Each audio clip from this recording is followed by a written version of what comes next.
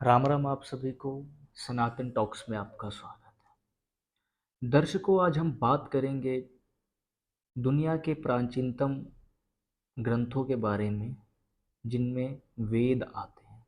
दोस्तों, आज हम बात करेंगे कि वेद क्या होते हैं, किस प्रकार के होते हैं और वेदों में किन किन चीज़ों का वर्णन हमें देखने को मिलता है।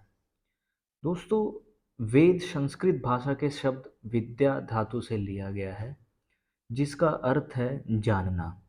और स्पष्ट शब्दों में कहें तो वेद का अर्थ है ज्ञान। भारत में प्राचीनतम काल से ही हम वेदों के अध्ययन को देखते आ रहे हैं। वेदों को ब्रह्म वेद भी कहा जाता है। वेद 4 प्रकार के होते हैं। उनमें से पहला ऋग्वेद, दूसरा यजुर्वेद, तीसरा सामवेद अथवा चौथा अथर्ववेद। दोस्तों, ये 4 वेदों के वर्णन इस प्रकार से हैं। ऋग्वेद।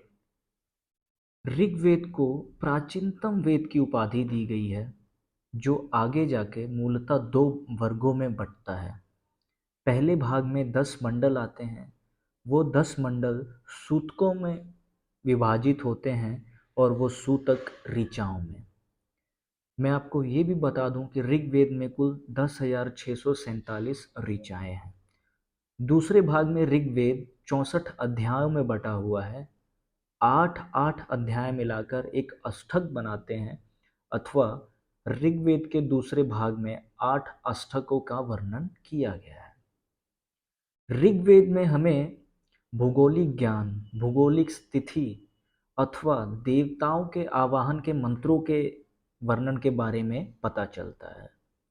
और ऋग्वेद में ही हमें गायत्री मंत्र का वर्णन भी मिलता है। दूसरा वेद है यजुर्वेद, जिसका अर्थ यज्ञ से है। और यजुर्वेद में यज्ञ और हवन के नियम देखने को मिलते हैं। यजुर्वेद में कुछ रहस्यमय ज्ञान का भी वर्णन देखने को मिलता है। यजुर्वेद की पहले 101 शाखाएं थी प्राचीन काल में, परंतु अब मात्र सिर्फ 5 शाखाएं ही देखने को मिलती हैं यजुर्वेद की, जो इस प्रकार है। प्रथम काष्ठक, दूसरा कपिस्थल, तीसरा मैत्रायणी, चौथा तैत्तिरीय और पांचवा वाजस्नेयी। ये 5 शाखाएं यजुर्वेद की हैं। मैं आपको ये भी बता दूं, यजुर्वेद में कुल 1975 मंत्रों का वर्णन देखने को मिलता है। बात करते हैं तीसरे वेद की, जो सामवेद है। साम का अर्थ होता है संगीत। सामवेद में हमें ऋग्वेद के बहुत सारे ऋचाओं का संगीतमय वर्णन मिल जाता है।